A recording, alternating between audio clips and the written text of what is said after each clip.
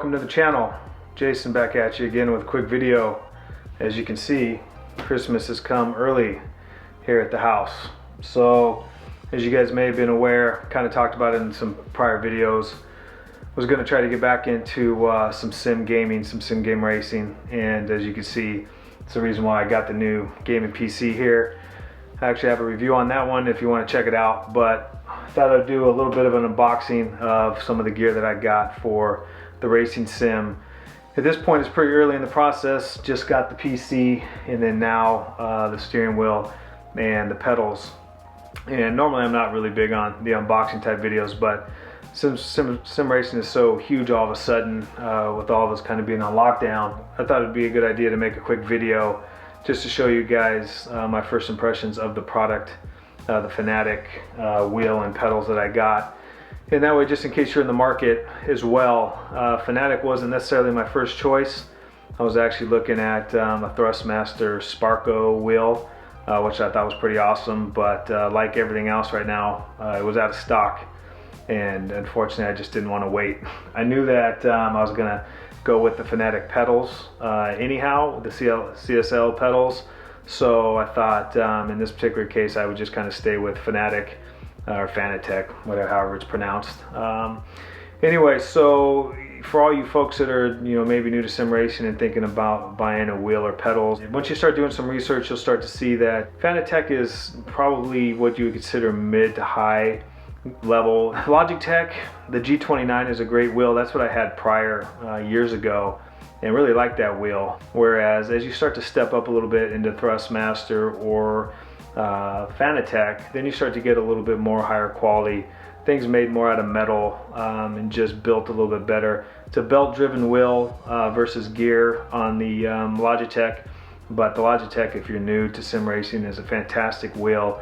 Many championships have been won with that wheel, and they're very inexpensive, so you can get in pretty cheap. Once you step up to the Thrustmaster and the Fanatec type stuff, then you're going to start spending some pretty good amount of money. And my budget, I wanted to keep it pretty low, especially given the fact that everything was out of stock. So it was kind of limited on what I could even choose. And I knew that at some point I'd like to go to direct drive wheel. And I was actually looking at the AccuForce V2, which really looked like a fantastic direct drive wheel. But unfortunately they had stock, but you have to have a cockpit in order to have a wheel like that. You can't have it on your desk, which is what I plan to do here for the first few months, because there's so much torque in the wheel that you have to have a base to set that on, and it won't connect to a desk. Most people have cockpits for those things, and that's the next purchase then would be that, but they're months out before they can start manufacturing more of those. The demand for those has just been so high with all the stuff that's going on with the coronavirus and all the iRacing events and stuff that are on TV now. If you've seen any of that stuff on your network TVs over the weekends, you see a lot of NASCAR, a lot of IndyCar, F1. A lot of those drivers now are getting their own racing kits too, and so unfortunately, supply and demand, and right now there's so much demand that they just don't have any product left. So anyway, we'll do a quick opening here and let you know my first impressions of what I think about the product. That way, if you two are in the market for Fanatec gear, maybe this will help you with your decision. So in this video, what we're going to do is just do a quick unboxing, show you what I think about the materials and what I think about just first impressions, and then I'll do another video once I get everything set up and get some of the racing sims downloaded that I want to get as well. So anyhow, let's get into it. This was, like I said, I'll leave a link to the Sparco wheel from Thrustmaster. Cool thing about that was it was a belt-driven wheel, so it's a high-end wheel, but it actually had a one-to-one replica of a Sparco wheel. And if you check out this link, it's a really great wheel in base, and I think it's probably one of the better belt-drivens out there. The problem is it comes with some cheaper type pedals, and so what you'd end up having to do, I think you can get on sale for right around $600, which is the wheel and the pedals together. The problem is though, is at some point you may want to end up upgrading those pedals. Not to say that you have to. So if you don't want the really high-end pedals, then you can always go with the Thrustmaster and be happy as could be. But the Wheelbase, looked great, and the reviews on it are really good. So when I started to look at the Fanatec, because that Thrustmaster was sold out, they were sold out of a lot of their wheels as well. And so the first idea here wasn't to go with an F1 style steering wheel, but at the same time I do enjoy a lot of the F1 and IndyCar type stuff. So I did decide to go with the F1 wheel. And I ordered this about a week ago, so it took it about a week. They're manufactured, I think, in Germany, so they had to ship from Germany. So a week wasn't too bad. I know a lot of people are complaining about shipping times with Fanatec, and in the past they've had a lot of problems with shipping, but I've had pretty good luck, at least in my specific case. So anyway, here's the wheel, the steering wheel, Club Sport Formula Carbon. So it's a carbon wheel. Let's pop it open. It comes with a quick guide to get it all set up. And the nice thing about the reason why I spend a little bit more money on this F1 style wheel is it actually has a quick release. If you do some reviews on the Fanatec CSL Elite base, if you buy the cheaper steering wheel, there's not a quick release, and so it's kind of like plastic on metal, and so there's a lot of flex. But if you step up to their models that have a quick release, now you have metal on metal. And so it's a lot tighter fit, and you don't get as much movement in the steering wheel, which is important. Alright, so here's the wheel, the steering wheel. And as you can see, here's the metal connector. If you were to buy the cheaper steering wheel, this is plastic, and so once you connect the metal to the plastic and then you start to steer, it's got a lot of wiggle and a lot of play vertically and horizontally. So pretty impressed, actually. I mean, this, you can tell this is manufactured very well. You can see that the shifters on the wheel has some really nice Alcantara handles. I mean, that feels really good. Buttons feel really solid. Like I said, it's carbon, so it's lighter, but it feels heavy. I mean, it's light for a wheel, but it feels really, it doesn't feel like a toy. I mean, this feels like something you could put in an F1 car and actually drive it. Of course, it's not that strong, but it feels like it. So pretty impressed with that part of it. Anyway, so there's the wheel. And they say that this Alcantara, it'll get on your hands, and so sometimes it'll leave a lot of black stain on your hands, so a lot of people use gloves. So if you ever see people using gloves, for one, it's because you sweat, you know, there's some adrenaline going, and so you'll start to sweat. But if you wear the gloves, then it kind of helps to keep that. These are also detachable, so you can actually replace the Alcantara once it goes bad. Alright, so moving on. This here is the CSL Elite pedals. So I decided to go this route because these pedals have what they call a load cell. If you're doing some research on buying pedals, the recommendation is to try to get one with the load cell, because unlike the Logitech and that Thrustmaster that I was talking about prior, those don't come with a load cell, and so the braking isn't as good on those setups. So they also have a Club Sport V3, which is one step up from this, but you're going to pay a couple $100 more for it. And a lot of the reviews that are out there, a lot of people actually like these CSL Elite pedals actually better than the Club Sport V3s. I'm not saying that everybody does, but they say that these are actually really good pedals for the money, so we'll have to wait and see. And of course I'll do a review and let you guys know my thoughts on it, but I just read every review under the sun, and a lot of people thought the same thing. So you got the base, so it looks like you have to put everything together yourself, which is fine. So metal, all metal and steel here, so that's nice. Again, like I was talking about before, when you deal with the Logitech and what have you, a lot of it's going to be plastic. You're going to have a plastic base, plastic pedals. I think that might have a metal front, but most of the stuff's plastic. So this is straight metal, so that's good. So I can already kind of tell that that's longevity wise, it's probably going to be pretty good as far as longevity goes. So here's the base, and they actually give you some tools, so that's pretty cool. There's all your bolts. And let's take a look at the pedal. So as you can see here, you've got a pretty high-end pedal. It's all metal. Everything about this is metal other than the plastic piece on the front, but you can actually remove this and you have a couple different options for pedals. You can go straight metal as well, I believe. So Feels pretty good in the hand. I mean, it feels well built. Again, not a lot of moving pieces, so it just feels like it's something that's it's engineered well and probably gonna last, you know, for a pretty long time. So we'll see about that. And then of course,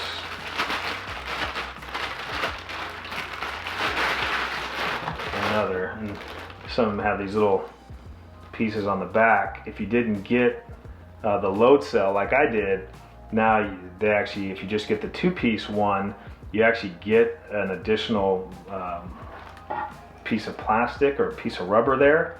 Whereas as you can see, this throttle doesn't have that, but the brake does. And so it allows you, when you hit the brake, it's not gonna be, you know, you're gonna have to stomp on it pretty good, which is good. You wanna have that feeling of really stomping on a brake.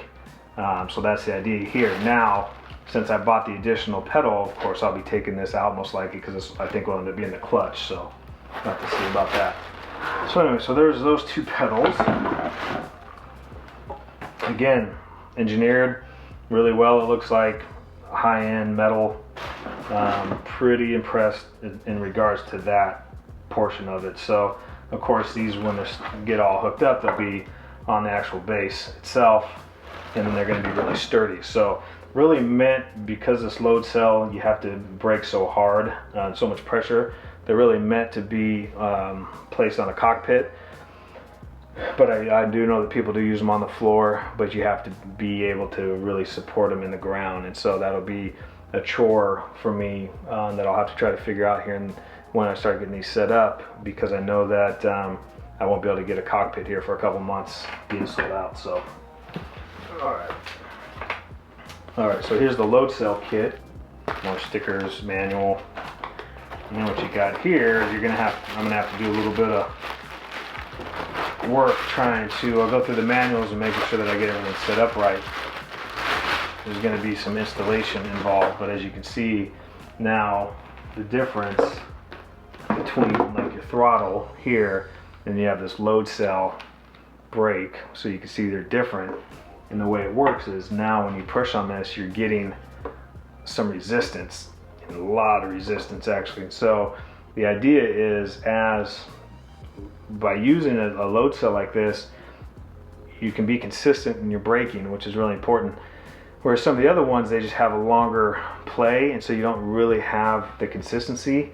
So that's why they say those that use load cells, sometimes on the surface, they say they tend to be faster, but of course there's guys using the Logitech G29 with, you know, plastic pedals that will smoke a lot of racers online. So they've been doing it for years and they're used to it, but most will say this is the best bang for buck. And once you move from here, then you're stepping up to hydraulic brakes, and you're talking hundreds and hundreds of dollars, thousands of dollars for some of those. So this must be the adapter where you hook up the USB and what have you. So I'll figure that all out at some point. So that's done. There's the load cell. So now I've got all three pedals, a brake, accelerator, and a clutch. So that's that. And now we'll move on to the base. All right, so for the base, I decided to go with the CSL Elite. Like I mentioned, I really was looking at that Thrustmaster Sparco wheel. Really liked that, but I knew that I wanted the pedals from Fanatec. And so when you package it all together, this was just a better deal. And the Fanatec CSL Elite is very comparable, if not the same, to that Logitech belt driven. Now you can step up from here. This is their kind of their entry level as far as the belt driven goes. They also have the Club Sport V2, I think it is, and just this is a great wheel, but the other one has more force feedback torque than this one, and it's made more, there's more metal pieces in that one than this, which is a little bit more plastic. So we'll open it up and see. And just so you know too, I might have mentioned this earlier, maybe not, but I don't have any sponsorship with Fanatec. I don't have any affiliate links with them. I'm not pushing their product because I haven't even reviewed it yet. I'm just telling you what I decided to go with based on my research. I'm in no means telling you that this is the best option to go. In fact, it wasn't even my first choice. Like I said, if I if all things had lined up correctly, I probably would end up going with a direct drive wheel, probably the AccuForce V2, and then buying these pedals is probably the way I would have went. So not disappointed. I think it's going to be fine, at least for a few years, to kind of get my bearings with all the different simulations and things that are going on. And budget wise, it was going to be $400 or $500 cheaper. But at the same time, a lot of people recommend, if you can, they like to say buy once, cry once, which I think is pretty funny, but it makes sense. Because if you buy something like this and you spend the money, and then you find out a couple years later that you want to upgrade anyway, well, if you could have afforded it, you should upgrade it from the beginning. So I have a feeling that might be the case here when I get using this. We'll see. I mean, this might be more than enough for now, but again, not trying to sell their product. If you do some reviews, there are some poor reviews as well about their products.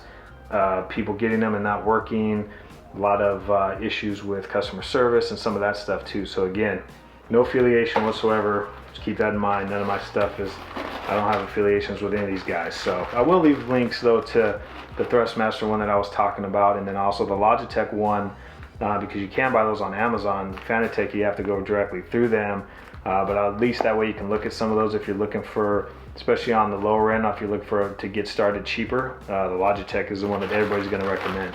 A lot more work than I kind of envisioned. You know, I'm looking at these manuals and I'm looking at all these pieces, and I was thinking, you know, a lot of this stuff was going to be kind of plug and play, but it's definitely not plug and play. I mean, there's pieces of stuff everywhere that I'm going to have to try to put together. So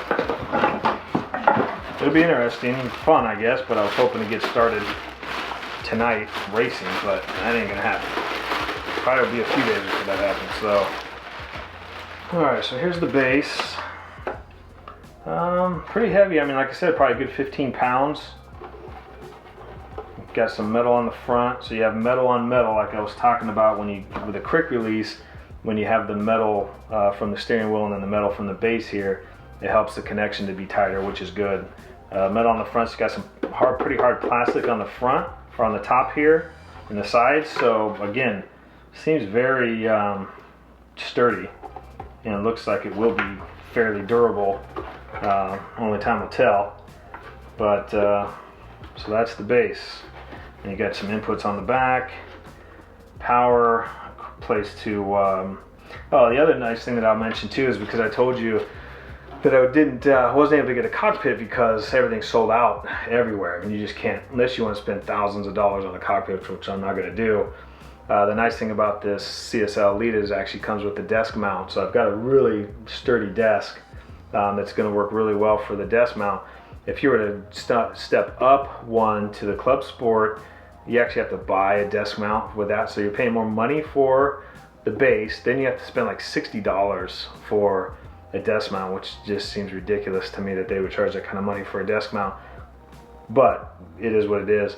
Whereas the Logitech and the Thrustmaster, those both also come with desk mounts. So I think they're geared towards kind of the newer sim racer, because they expect that you're going to have a desk mount. Whereas the higher end stuff like the direct drives, they know that you have to have a cockpit for those. So if you are going to invest in a direct drive, just know you aren't playing that on your desk. You're not going to hook that to your desk. It's going to have to go on a cockpit of some sort. And those things are going to range from anywhere from a couple $100s to a few $1,000s. So depending on the range. So just keep that in mind and in your budget. So at least with this though, it does come with a desk mount, which I think is, what was in the box here. So what's in the box? So you get power supply, of course, like everything else. I'm gonna get myself all messed up here because I'm gonna have stuff scattered everywhere. And then here's your desk mount. So it's cheap. It's a plastic, kind of what you would expect, but it's free. At least it's not $60 like they want to charge for the other one. So I assume the other one's probably better quality, probably made out of all metal and what have you. But is it worth $60? Probably not, in my opinion. But that's the thing with any of these guys. I mean, they get you when it comes to accessories, that's for sure. And not only Fanatec, that's also true of Thrustmaster and true of all the folks that are building cockpits. And when you start to add keyboard trays, and as you know, if you're looking, this stuff gets really expensive. So yeah, it's just a plastic, pretty cheap plastic base, but people, the reviews that have been out there, people said it works really great. So anyway, that's it. So now we got to get it all put together. Once I get everything installed, I will do a review of what I think about it after I've been able to use it for a little bit. I might walk through some of the setup stuff so you guys can kind of see what the setup's like, especially putting together the whole brake throttle system. That looks like that's going to be some work, and then also just trying to get the base and everything hooked up. So looks like I'm going to be busy here for a little bit. So appreciate you guys stopping by. If you enjoyed this, I'd appreciate it if you hit the like and subscribe button on this. If you have any questions, I've been spending months now, or weeks, probably months now, trying to do research on all of these different wheel options and pedal options and things like that. So I have a pretty good understanding of what I'm talking about in regards to gear for sim racing. So if you have any questions at all about any of it, I'm happy to help. Go ahead and leave a comment down below, and I will definitely get back to you. So thanks a lot for stopping by, and we'll see you next time.